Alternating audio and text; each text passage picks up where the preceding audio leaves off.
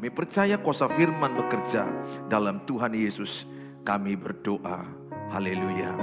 Amin. Tepuk tangan bagi Tuhan Yesus. Please sit down. Welcome home GBI Pelita. Shalom. Mari sama-sama kita belajar hari ini healing di hadirat Tuhan. Katakan, saya healing di hadirat Tuhan. 1, 2 ya. Nah saudara, healing ini bicara kesembuhan, pemulihan. Percaya saya katakan, orang banyak berusaha berobat ke dokter, orang banyak berusaha berobat ke motivasi-motivasi atau cara-cara tradisional. Dengan berbagai cara orang ingin sembuh. Tetapi saya mau katakan sama saudara, sumber kesembuhan yang paling utama di hadirat Tuhan. Pastikan malam ini setiap saudara yang sakit penyakit dengan iman bahwa kita mengalami jamahan Tuhan. Bagi Tuhan tak ada yang mustahil. Bagi Tuhan tak ada yang tidak mungkin. Malam ini biarkan Tuhan menjamah hatimu, menjamah hati saya. Setiap kita pulang membawa kelegaan, membawa sukacita dari Tuhan Yesus. Hari ini kita diberkati dengan firman Tuhan Yeremia 33 ayat yang ke-6 sampai kepada ayat yang ke-9. Yeremia 33 ayat 6 sampai yang ke-9. Mari sama-sama kita akan baca Yeremia 33 ayat 6 sampai kepada ayat yang ke-9. 1, 2 ya. Sesungguhnya aku akan mendatangkan kepada mereka kesehatan dan kesembuhan. Dan aku akan menyembuhkan mereka dan akan menyingkapkan kepada mereka kesejahteraan dan keamanan yang berlimpah-limpah. Terus, aku akan memulihkan keadaan Yehuda dan Israel dan akan membangun mereka seperti dahulu. Aku akan mentahirkan mereka dari segala kesalahan yang mereka lakukan dengan berdosa terhadap aku. Dan aku akan mengampuni segala kesalahan yang mereka lakukan dengan berdosa dan dengan memberontak terhadap aku. Pada ayat yang ke-9 sama-sama. Dan kota ini akan menjadi pokok kegirangan, ternama, terpuji dan terhormat bagiku di depan segala bangsa di bumi yang telah mendengar tentang segala kebajikan yang kulakukan kepadanya. Mereka akan terkejut dan gemetar karena segala kebajikan dan segala kesejahteraan yang kulakukan kepadanya. Saudara, cerita ini adalah kisah bagaimana orang-orang Israel. Kalau saudara lihat pada ayat yang ke-8 dikatakan orang-orang Israel adalah orang-orang yang bersalah di hadapan Tuhan. Dikatakan pada ayat yang ke-8 dikatakan tadi, aku akan mentahirkan mereka dari segala kesalahan yang mereka lakukan dengan berdosa terhadap aku. Saudara, orang-orang Israel adalah orang-orang yang bebal, orang-orang yang tegar tengkuk, keras hati, kepala batu. Orang-orang yang banyak bersalah di hadapan Tuhan. Dan setiap kesalahan orang Israel itu ada hukumannya. Mereka mengalami sakit penyakit, mereka mengalami pembuangan di Babel 70 tahun, mereka mengalami kemiskinan, kesusahan makanan, kesusahan minuman, mereka mengalami banyak hal yang membuat mereka begitu menderita karena orang Israel berbuat dosa. Jadi dosa itu akan membuat kita menderita sangat parah. Betul, Tuhan mengasihi orang yang berdosa. Betul, Tuhan akan mengampuni orang yang berdosa. Tapi akibat dosa akan kita alami. Saudara, jangan mau berbuat dosa. Jangan mau. Saya pun pernah berbuat dosa.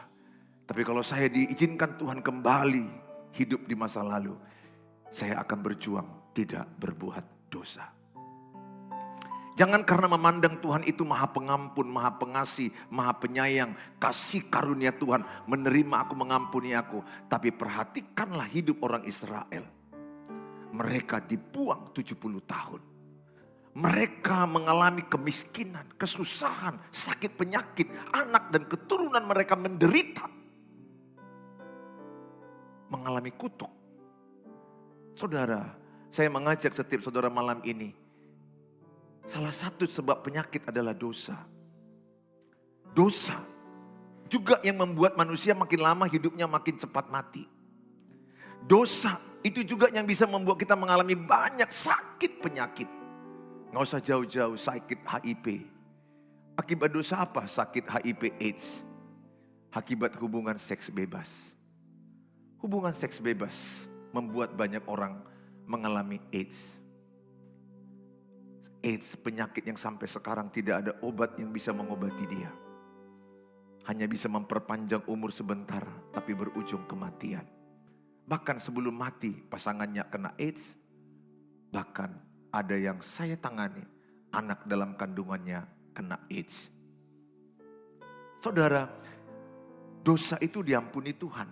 Ingat, apa arti dosa? Hidupmu terpisah daripada Tuhan. Jadi ketika ada dosa di hatimu dan ada dosa di hatiku, ketika saya menyembah Tuhan, sepertinya ada penghalang. Doa-doa kita sepertinya nggak sampai. Alkitab berkata, bukan kurang panjang tangan Tuhan menolong engkau, bukan kurang lebar telinga Tuhan mendengar doa kita, tetapi yang menjadi pemisah antara manusia dengan Tuhan adalah dosa dan kejahatan. Dosa dan kejahatan kita membuat kita kering, membuat kita mati rohani. Nggak hanya itu, menderita. Hidupmu menderita. Dosa itu enak di awal, keinginan daging. Tapi kita nggak sadar berujung kematian. Upah dosa adalah maut. Upah dosa adalah maut. Ujung-ujungnya kematian. Memang kita lihat awal-awalnya menyenangkan. Orang minum alkohol, wah nampaknya hebat, bebas minum alkohol. Tapi saudara nggak tahu ujung-ujungnya dia penyakit liver. Kanker hati, bengkak, mati. Berapa banyak pasienku yang minum tuak. Kalau di daerah Samosir, di daerah Toba, itu tuak seperti aqua. Jadi mereka minum tuak itu kayak minum aqua. Liver, bengkak, kanker hati dan mati. Saudara, akibat dosa itu ada. Oleh karena itu orang Israel mengalami yang namanya akibat dosa. Tapi Tuhan mengasihi orang Israel. Tuhan sayang kepada orang Israel. Tuhan tidak mau mereka menderita terus. Tuhan tidak mau mereka susah terus. Karena mereka mendapat kasih karunia bangsa pilihan Tuhan. Makanya sampai sekarang lihat Israel berperang. Tetap masih ada pembelaan Tuhan. Walaupun kita nggak mengerti semuanya itu, saya pun nggak paham semuanya. Karena saya tidak menginginkan adanya perang. Tetapi lihat, memang mereka diberikan Tuhan status adalah bangsa pilihan Tuhan. Dan kita berdoa satu waktu Israel dipulihkan, dijamah dan bertobat. Akibat dosa mereka sangat menderita. Tetapi Tuhan katakan tidak selamanya engkau akan menderita. Saya hanya katakan bagi engkau yang malam ini datang, tidak selamanya engkau menderita. Tidak selamanya engkau susah. Kalaulah aku bapak seorang anak, ada anakku 2 orang. Mana mau aku melihat anakku menderita. Percayalah, Tuhan sudah dengar jeritanmu. Tuhan sudah tahu tangisanmu. Tuhan sudah tahu kesusahanmu. Tuhan sudah tahu pergumulanmu. Maka dia berkata kepada kita, marilah datang kepadaku. Yang letih, yang lesu, berbeban berat. Ada banyak orang letih dalam pernikahan. Ada banyak orang letih lihat suami. Ada orang letih juga lihat istri. Ada orang letih karena keuangan yang berat. Ada orang letih karena sakit penyakit. Terimalah undangan Tuhan. Dialah yang memberikan undangan kepada semua manusia. Datanglah kepadaku. Hai kamu yang lesu. Hai kamu yang berbeban berat. Supaya engkau tidak letih terus. Ceritanya begini. Tuhan tidak mau engkau susah terus. Maka datang ke hadirat Tuhan. Apa yang Tuhan lakukan ketika kita datang ke hadirat Tuhan? Yang nomor 1. Saudara, ketika kita datang ke hadirat Tuhan, yang pertama adalah ada kesembuhan luka batin. Yeremia 33 ayat yang ketiga. Saya akan baca dulu pada ayat yang ketiga. Berserulah kepadaku, maka aku akan menjawab engkau dan akan memberitahukan kepadamu hal-hal yang besar dan yang tidak terpahami, yakni hal-hal yang tidak kau ketahui. Perhatikan baik, ada kata-kata hal-hal yang tidak terpahami. Jujur, banyak masalahmu engkau tidak paham. Nanti paham setelah mati dan masuk surga. Tanya sama Tuhan, Tuhan, kenapa aku ditinggalkan pasanganku? Kenapa aku sakit seperti ini? Kenapa aku mengalami kekurangan tubuh seperti ini? Jujur dalam dunia ini banyak misteri. Masih banyak yang kita gak pahami. Masih banyak hal yang kita gak mengerti. Banyak hal, besok aja kita hidup atau mati kita gak tahu. Hal-hal yang tidak terpahami. Tapi ketika kita datang kepada hadirat Tuhan, paling tidak Tuhan akan memberitahukan apa tujuan Tuhan di balik penderitaan kita. Percayakah saudara? Di balik penderitaanmu ada tujuan Tuhan? Bilang sebelahnya, bertahanlah engkau dalam penderitaanmu. Kalau kau lihat sebelahmu itu sudah perlu kau ajak ngopi. Bilang sama dia, bertahan ya. Bilang sama dia, bertahan. Ya. Jangan lihat orang nampaknya baik-baik di luarnya, tapi banyak hatinya hancur, banyak hatinya remuk. Jangan kalian pikir ya orang-orang yang kerja-kerja di kantor itu, wah bagus-bagus semua, bajunya bagus, penampilannya bagus. Banyak itu yang mengalami luka batin. Dan aku percaya juga orang yang di dalam ruangan ini pun ada orang yang terluka batinnya. Kita ini manusia yang rentan. Apalagi bawaanmu baper. Orang yang baper mudah terluka. Terlalu memikirkan apa kata orang, pasti kau stres. Maka pesanku samamu, gak usah pikirkan apa kata orang. Bilang sebelahnya, gak usah pikirin apa kata orang tentang kau. Bilang sama dia, bilang sama dia, capek deh. Gini sama dia, nah capek deh. Baru bilang sama dia, ciluk bah.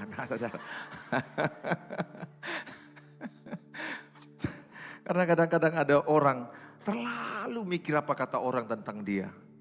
Engkau akan sakit hati. Karena banyak orang gak senang samamu. Gak sedikit loh, banyak. Yang benar itu sedikit yang senang samamu. Yang lebih banyak pura-pura senang.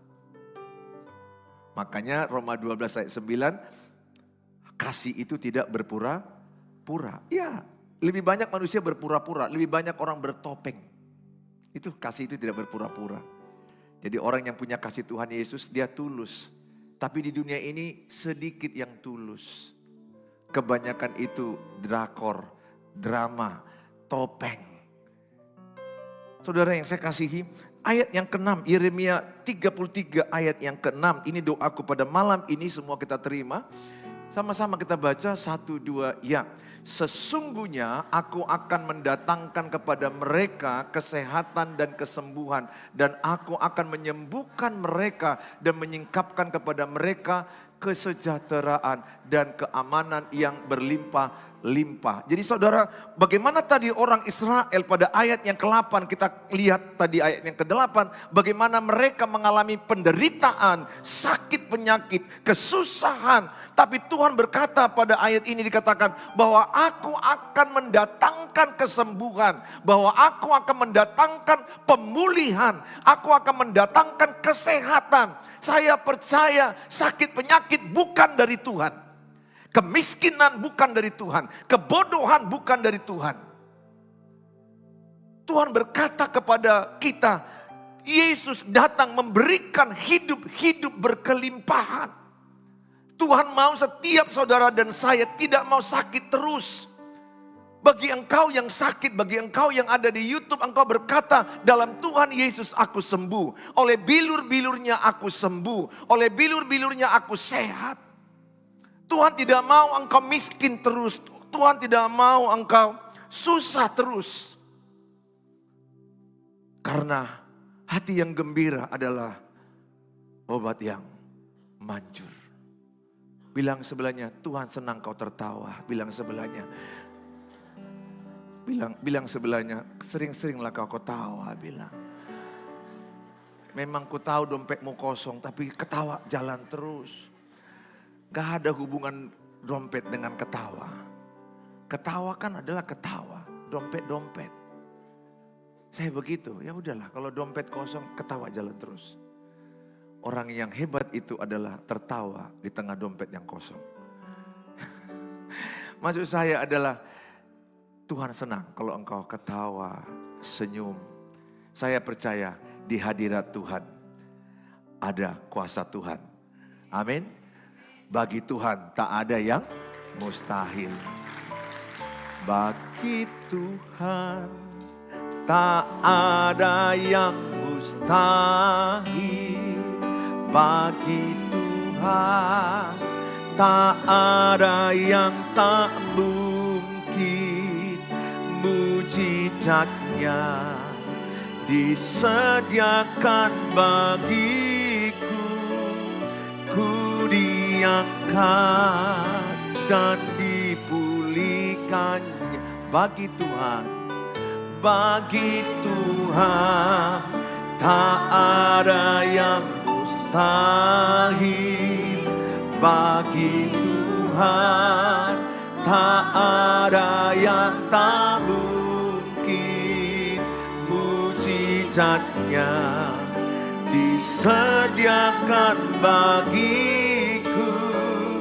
Ku diangkat dan dipulihkannya.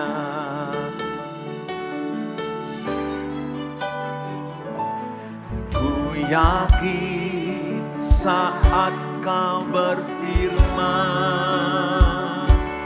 ku menang saat kau bertindak. Hidupku hanya ditentukan oleh perkataanmu. Ku aman karena kau menjaga. Ku kuat karena kau menopang.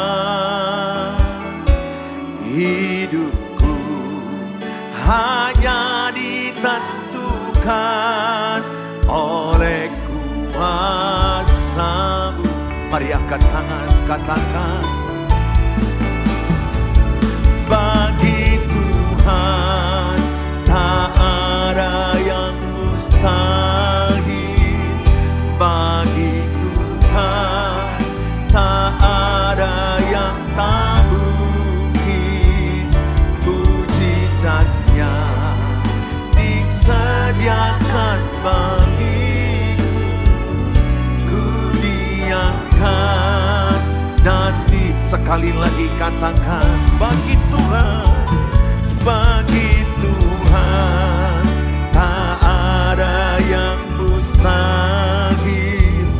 Bagi Tuhan tak ada yang tak mungkin. Mujizatnya disediakan bagiku. Ku diangkat dan dipulihkannya. Dalam Alkitab Mazmur 34 ayat yang ke-19. Mazmur 34 ayat yang ke-19.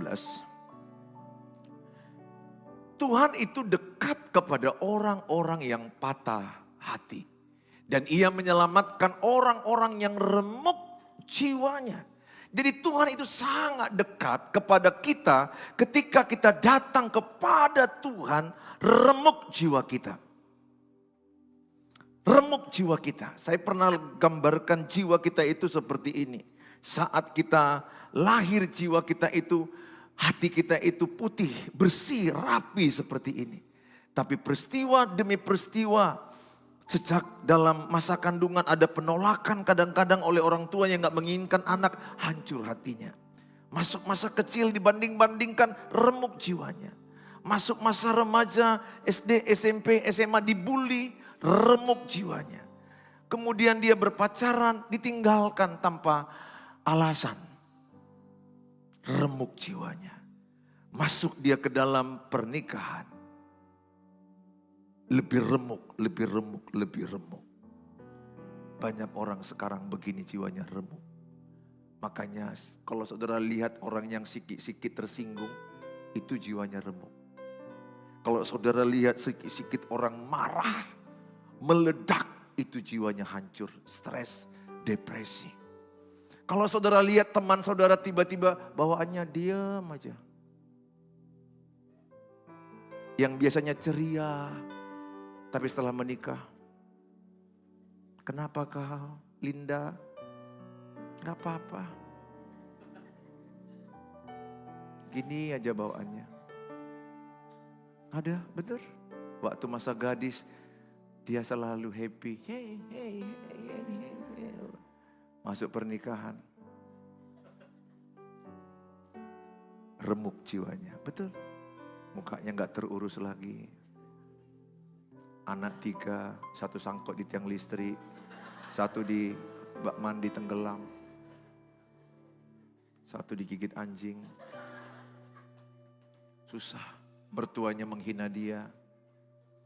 Suaminya meninggalkan, sakit.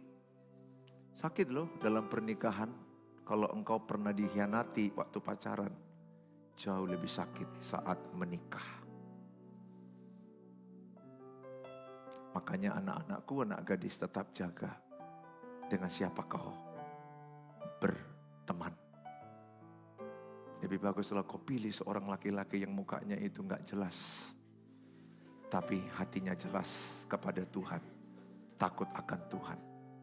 Daripada kau memilih laki-laki yang kau lihat keren, cool man. Nanti pas kau udah hamil di luar nikah, dia pun tetap cool. Aku hamil loh bang. Banyak orang sakit, banyak orang yang menderita dalam pernikahan. Tapi saya pun pernah menderita dalam pernikahan. Istriku pun pernah menderita dalam pernikahan. Kami saling menderita. Tapi Tuhan tidak mau kita begini terus. Ketika engkau datang ke hadirat Tuhan, pelan-pelan engkau disembuhkan. Datang lagi nangis. Karena Tuhan udah lihat kau berapa waktu ini kau termenung aja. Lihat Rahayu 42 rupanya 24. Terbalik-balik. Harusnya kau ke Pancur Batu pergi ke Belawan. Salah jurusan. Gara-gara kau sudah termenung aja. Ada lo dokter bedah tinggal gunting di perut. Pernah dengar itu ya? Tinggal gunting dalam apa? Tubuh yang pasiennya. Banyak orang. Kalau udah kau lihat orang lama-lama termenung. Itu gangguan. Lama-lama. Dan kalau kau lihat di kamar mandi ngomong-ngomong sendiri, nah tanya sama dia, apa yang terjadi? Tapi mungkin ada juga yang self talk ya. Self talk itu artinya dia menyembuhkan dirinya. Aku kuat, aku sehat. Nah, itu enggak gangguan. Dia lagi menyembuhkan. Saudara yang saya maksudkan, banyak orang stres.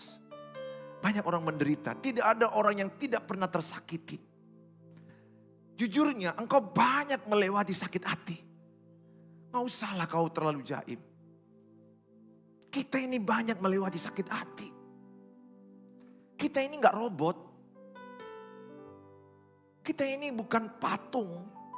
Kita itu punya perasaan. Tuhan ciptakan kita itu punya perasaan. Disakitin. Hanya ada orang yang kuat. Ada orang yang tidak kuat.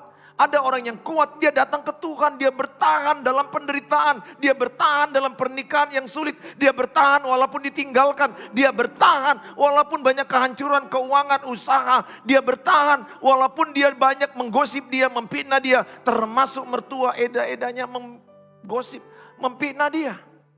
Tapi percayakah saudara ada yang gak bertahan minum baygon? Percayakah saudara ada yang gak bertahan gantung diri? Ada yang gak bertahan potong nadi. Ada yang gak bertahan lompat dari gedung tinggi. Jangan anggap enteng itu. Sorry, mungkin di antara saudara sama kayak saya pernah ada lintasan iblis menaruhkan dalam pikiran, kalau begini ya hidupmu lebih bagus mati. Saya nggak tahu apakah pernah ada terlintas dalam pikiran kita seperti itu. Itu karena mengalami satu tekanan jiwa. Tekanan jiwa yang berat itu yang bisa masuk ke rumah sakit jiwa dan diinapkan di rumah sakit jiwa. Dan lihat rumah sakit jiwa terus diperbesar. Karena over capacity. Banyak orang yang sudah mengalami sakit tekanan jiwa. Tapi saya percaya ketika engkau datang kepada hadirat Tuhan, Tuhan berkata, aku dekat kepada orang yang patah hati. Aku dekat kepada orang yang remuk jiwa. Ingat, orang lebih banyak pura-pura kuat. Apa kabar? Luar biasa. Yes, yes, yes. Padahal merupak dojon. Hancur. Kita kadang-kadang kan gak mau jujur. Bilang sebelahnya, jujur dengan perasaan. Jangan banyak sandiwara bilang. Kan begitu kita. Kalau tanya sama orang, apa kabar? Apa dijawab biasanya? Kabar baik. Enggak aku salahkan 100%. Karena dia malu. Tapi berapa lama lah kau tahan? Tuhan mengundang engkau kalau engkau merasakan hancur. Kita harus jujur loh. Ingat ya, orang yang gak jujur dengan perasaannya, dia tidak lama lagi jiwanya sangat sakit. Engkau harus jujur. Seperti Nabi Elia, dia jujur. Tuhan, aku rasanya mau mati. Mati aja aku Tuhan. Aku gak kuat lagi. Aku capek. Aku udah begitu dikejar-kejar. Itu dalam kitab 1 Raja-Raja. Demikian juga Musa. Stres melihat orang-orang Israel yang mengeluh bersungut-sungut. Bunuh aja aku Tuhan. Musa. Dia jujur sama Tuhan. Makanya kita penting malam ini jujur sama Tuhan. Gak usah pura-pura. Pura-pura hebat, pura-pura gak ada apa-apa, pura-pura baik. Capek dirimu. Justru semakin engkau denial, menolak bahwa engkau sebenarnya hancur dan sakit, semakin sakit. Tapi semakin engkau berkata jujur sama Tuhan, aku capek Tuhan, aku sakit hatiku Tuhan, kecewa kali aku Tuhan, aku merasa terhina sekali, aku merasa gak ada artinya hidup. Tuhan, aku merasa gak ada artinya hidup. Kalau memang itu di hatimu, sampein aja sama Tuhan. Gak usah jaga-jaga image sama Tuhan. Ngapain jaga image sama Tuhan? Orang Tuhan tahu kok hatimu. Sama orang yang kita banyak jaga image. Sama Tuhan gak usah. Like a son and father. Seperti anak dengan bapak ngomong apa adanya. Sama juga kan Tuhan bilang engkau mempelai wanita gereja. Dia mempelai pria. Kita ngomong apa adanya. Sama Tuhan itu enak. Kalau di gereja ini masih ada sandiwara, jujurlah. Tapi kalau sama Tuhan capek kalau engkau jadi sandiwara. Ngomong aja apa adanya, Tuhan aku betul-betul sakit kali hatiku, kecewa kali aku sama dia. Aku gak terima, apa aja. Apa aja. Justru dengan engkau jujur, hatimu lebih sembuh. Tapi semakin engkau menguat-nguatkan dengan cara bohong-bohong, engkau tidak lebih mudah sembuh. Saudara, dalam kitab Yesaya 61 ayat yang pertama. Nanti kita coba nyanyi. Tenang, Bapa kau mendengar seruan hatiku. Yesaya 61 ayat yang pertama. Sama-sama kita baca. 1, 2 ya. Roh Tuhan Allah ada padaku. Oleh karena Tuhan telah mengurapi aku. Ia telah mengutus aku untuk menyampaikan kabar baik kepada orang-orang sengsara. Terus, dan merawat orang-orang yang remuk hati. Untuk memberitakan pembebasan kepada orang-orang tawanan. Dan kepada orang-orang yang terkurung kelepasan dari penjara. Percayakah saudara penjara yang paling sakit apa? Penjara sakit hati. Itu paling berat. Jangan pikir penjara yang paling berat itu penjara yang masuk dalam sel itu. Oh enggak. Ada orang masuk penjara dalam sel. Yusuf, dia masih bisa kerja baik. Dia menjadi orang yang kerja dengan excellent. jiwanya sehat. Tapi ada orang yang kita lihat berkeliaran di mana-mana, kerja di mana-mana. Tapi dia dipenjara oleh sakit hati. Dipenjara oleh kemarahan. Dipenjara oleh kebencian. Dipenjara oleh dendam, benci, marah. Saya mau katakan sama saudara, kalau engkau nampung semua benci dan dendam marah itu. Coba sini Bang Dandi. Wajahmu kulihat pendendam. Ini contoh ya, contoh aja. Wajah si Dandi ini bukan pendendam. Cuma dia serius. Situ Bang. Coba tanganmu begini. Perhatikan, kalau begini tangannya sebenarnya kan lebih lega. Tapi kalau dia terus menyimpan sakit hatinya. Dia sakit hati sama abangnya atau adiknya yang menyakiti dia atau kakaknya. Dia pegang. Sakit hati lagi dia sama papanya yang selalu membandingkan, menolak, mengusir dia. Dia pegang. Sakit hati lagi dia sama tetangga. Gara-gara tetangganya bilang, Dandi jelek. Sakit hati lagi dia. Sakit hati lagi dia dengan teman SMA-nya yang berkata kepada dia, kaulah yang paling bodoh di dunia ini. Sakit hati lagi dia dengan pacarnya, katakan. Contoh, pacarnya lari. Lari pagi Bang maksudnya. Lari meninggalkan dia dan pergi dengan laki-laki lain. Tanpa cerita, tanpa alasan. Ada loh pacar menghilang. Menghilang dia tanpa ada cerita. Tiba-tiba dia hilang, rapture. Terangkat ke Banua Huling. Ada sakit hati lagi dia sama Pak Pendeta. Karena dia asal khotbah, dia dibuat bahan khotbah. Sakit hati lagi dia. Sakit hati lagi dia sama teman kerjanya. Karena teman kerjanya menggosip dia dan memfitnah dia. Sakit hati. Sakit hati gini bilang. Sakit hati lagi dia dengan jemaat yang menghina dia dengan hinaan-hinaannya. Lihat. Kalau beban ini terus dibawa dia, kapasitas tangannya semakin berat. Dan ini dibawanya terus, berarti dia dipenjara oleh sakit hati. Apa yang harus dilakukan dia? Anggap laku semua penjahat itu, lepaskan satu-satu sama aku. Kuampuni kau bilang. Pendeta diampuni aku, lepaskan. Kuampuni pacarku yang meninggalkan aku. Kuampuni jemaat yang menghina aku. Kuampuni tetanggaku yang bau hosa itu. Kuampuni bapakku yang selalu membandingkan aku. Kuampuni semua diampuni terus lepas.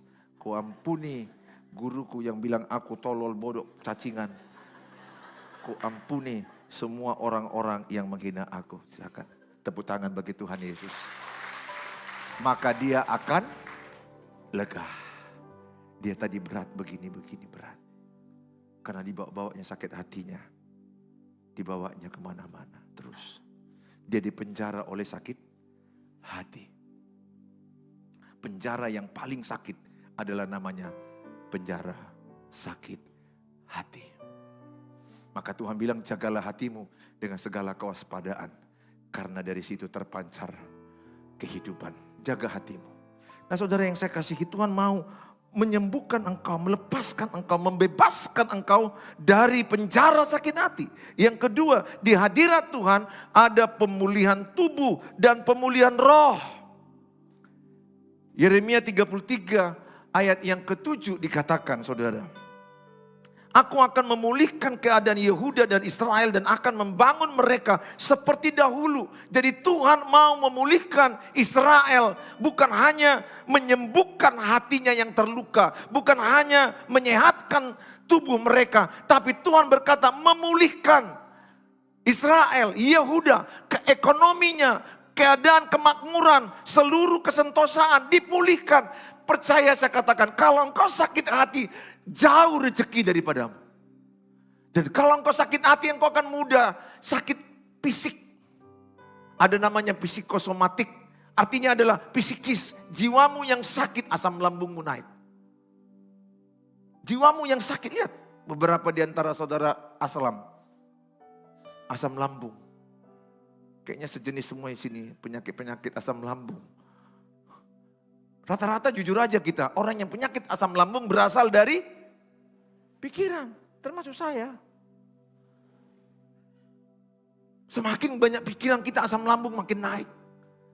Maka saya mengajak sama saudara pada hari ini, Tuhan bukan hanya menyembuhkan tubuhmu, Tuhan hanya bukan menyembuhkan roh dan jiwamu, Tuhan mau memulihkan pernikahanmu, Tuhan mau memulihkan keadaan ekonomimu, Tuhan mau memulihkan pekerjaanmu, Tuhan mau memulihkan pertemananmu.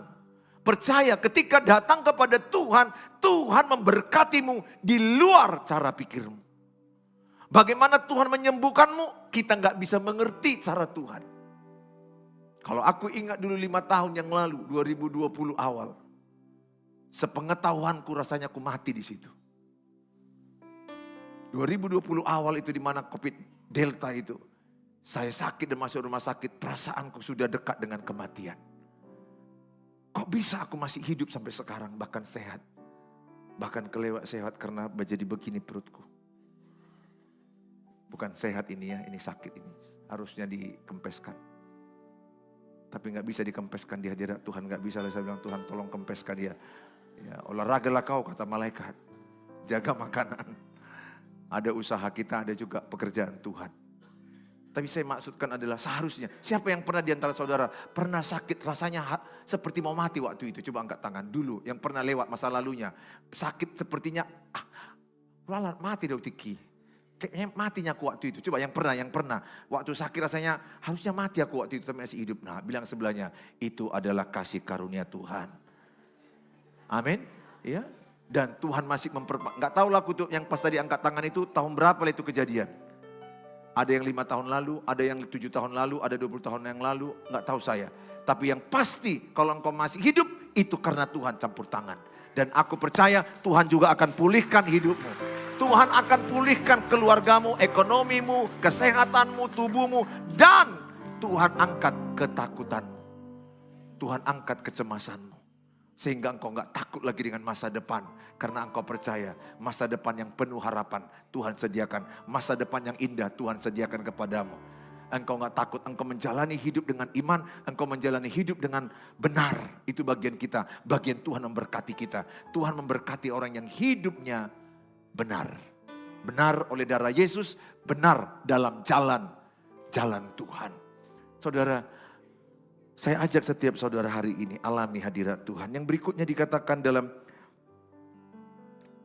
Keluaran 15 ayat yang ke-26. Sedikit lagi ya. Firman-Nya, Keluaran 15 ayat 26, firman-Nya, jika kamu sungguh-sungguh mendengarkan suara Tuhan Allahmu dan melakukan apa yang benar di matanya dan memasang telingamu kepada perintah-perintahnya seperti sekarang, kalian pasang telinga kan sama perintah-perintah Tuhan dan tetap mengikuti segala ketetapannya, maka aku tidak akan menimpakan kepadamu penyakit manapun yang telah kutimpakan kepada orang Mesir, sebab aku Tuhanlah yang menyembuhkan engkau. Katakan Tuhanlah yang menyembuhkan aku. 1, 2 ya. Tuhanlah yang menyembuhkan aku. Amin. Malam ini biarkan Tuhan yang menyembuhkan kita. 1 Petrus 2 ayat yang ke-24. 1 Petrus 2 ayat yang ke-24. Kita baca sama-sama 1, 2 ya. Ia sendiri telah memikul dosa kita di dalam tubuhnya di kayu salib. Supaya kita yang telah mati terhadap dosa hidup untuk kebenaran. Oleh bilur-bilurnya kamu telah disembuhkan. Bilur-bilur itu artinya adalah luka-luka Tuhan di kayu salib.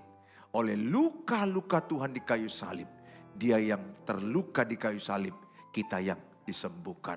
Dia yang mati, kita hidup. Dia yang menderita, kita yang diberkati. Pesanku sama saudara, jangan fokus kepada penderitaanmu. kasihi dirimu. Kasihi dirimu. Tuhan mau engkau sehat jiwamu. Supaya engkau bisa menjadi orang yang bekerja dengan sehat. Tuhan tahu kemampuanmu. Kalaupun Tuhan izinkan terjadi sesuatu yang tidak kau mengerti. Saya hanya katakan karena Tuhan tahu engkau kuat menghadapinya. Karena Tuhan berkata tidak ada pencobaan yang melebihi kekuatanmu. Dia tahu kekuatan. Dia tahu kemampuanmu. Jadi semua masalah yang kau alami. Jangan pakai pikiranmu. Datang ke Tuhan. Bahkan masalah sakit penyakit datang ke Tuhan. Masalah pernikahan datang ke Tuhan. Masalah keuangan ekonomi kayak mana sekolahkan anak bagaimana ini datang ke Tuhan. Ketika kita datang kepada Tuhan, perhatikan Tuhan punya cara menolong kita. Kita kehabisan cara tapi Tuhan punya cara. Paling tidak Tuhan mau sehat jiwamu. Tuhan mau sehat tubuhmu. Tuhan tidak mau kau sakit-sakitan apapun masalahmu. Tuhan lebih sayang ke jiwamu daripada persoalanmu. Dia mau jaga engkau dan pelihara engkau. Pesanku sama saudara, sering-seringlah di rumah dengar lagu-lagu rohani. Dengar-dengar khotbah, YouTube siapapun silakan. Supaya engkau semakin lebih kuat mengalami Tuhan. Percayalah saya katakan ketika engkau memuji menyembah Tuhan. Allah bertata dalam pujian dan penyembahan. Ketika engkau memuji menyembah, Tuhan punya cara. Daripada kau merenungkan terus nasibmu dan playing victim, mengasihani diri sendiri. Kenapa aku begini? Sampai kapan aku begini? Matilah aku Tuhan, aku gak mampu lagi Tuhan.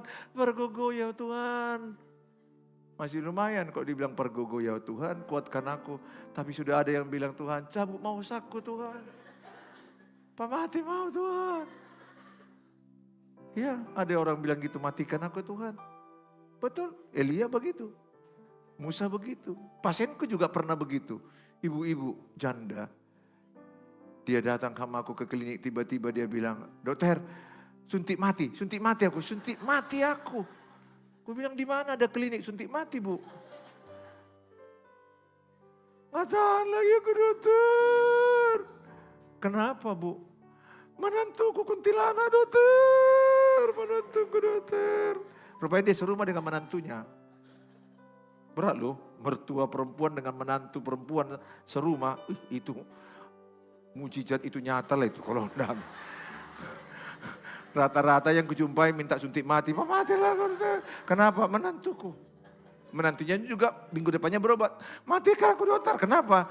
Mertuaku katanya. Nah, siapa yang benar di antara kalian ku bilang? Mertuamu bilang kau yang mematikan dia. Kau bilang mertuamu yang matikan kau. Hanya Tuhan dan staf-stafnya yang tahu semua itu. Aku gak tahu.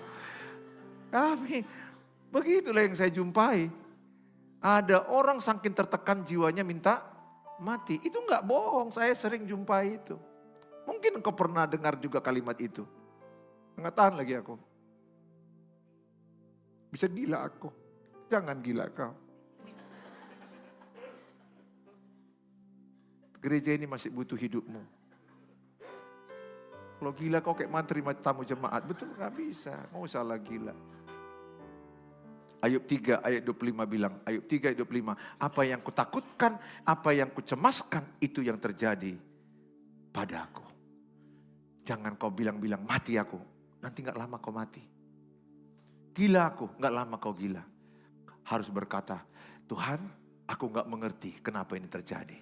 Tapi satu hal yang ku mengerti, Allah turut bekerja mendatangkan kebaikan bagi orang yang mengasihi Tuhan. Sampai Tuhan sanggup meriset pikiranmu, melihat masalah itu adalah kebaikan Tuhan. Kalau sudah sampai di situ, engkau kuat dalam Tuhan. Saya mau katakan kepadamu ketika engkau datang kepada hadirat Tuhan, Tuhan akan membingkai ulang cara pandangmu. Sehingga ketika engkau melihat masalah, engkau tidak lihat itu kutukan. Tapi kau melihat ada kebaikan Tuhan lewat masalah hidupmu. Aku berdoa apapun masalahmu, percayalah Allah turut bekerja mendatangkan kebaikan bagi engkau. Dan engkau tanamkan dalam hatimu bahwa pencobaan yang kau alami tidak melebihi kekuatanmu. Dan tanamkan di hatimu bahwa engkau adalah umat lebih dari pemenang. Ujung-ujungnya saya menang. Kata satu dua ya. Ujung-ujungnya saya menang. Bilang sebenarnya jangan menyerah. Amin. Datanglah kepada kehadirat Tuhan. Datanglah ke hadirat Tuhan. Cerita kepada Tuhan, nangis kepada Tuhan. Ceritakan apa adanya kepada Tuhan dengan nada dan intonasimu yang seperti anak kepada Bapa. Kalau enggak kuat, bilang enggak kuat sama Tuhan. Apa adanya. Tapi kalau engkau sudah kuat, jangan bilang enggak kuat. Tidak kuat itu sesaat. Tuhan mau engkau kuat. Karena lewat masalahmu itu, hidupmu menolong orang lain. Memberkati orang lain. Di mana titik terendahmu, itu akan dipakai Tuhan titik tertinggi dalam kehidupanmu. Tepuk tangan bagi Tuhan Yesus.